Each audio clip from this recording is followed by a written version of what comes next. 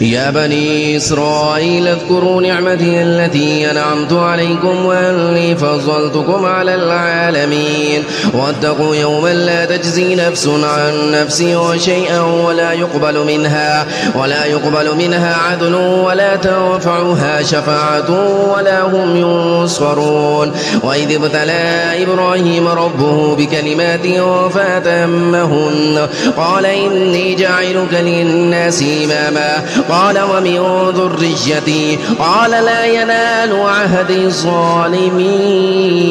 وإذ جعلنا البيت مثابة للناس وأمنا واتخذوا من مقام إبراهيم مصلى وعهدنا إلى إبراهيم وإسماعيل أن طهر بيتي للطائفين والعاكفين والركع السجود.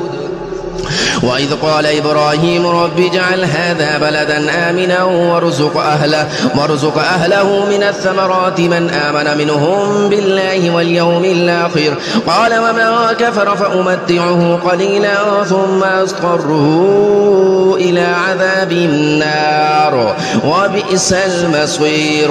وإذ يرفع إبراهيم القواعد من البيت وإسماعيل ربنا تقبل منا إنك أنت السميع العليم ربنا واجعلنا مسلمين لك ومن ذريتنا أمة مسلمة لك وأرنا مناسكنا وتب علينا إنك أنت التواب الرحيم ربنا وابعث فيهم رسولا منهم يتلو عليهم آياتك ويعلمهم الكتاب والحكمة ويزكيهم إنك أنت العزيز الحكيم.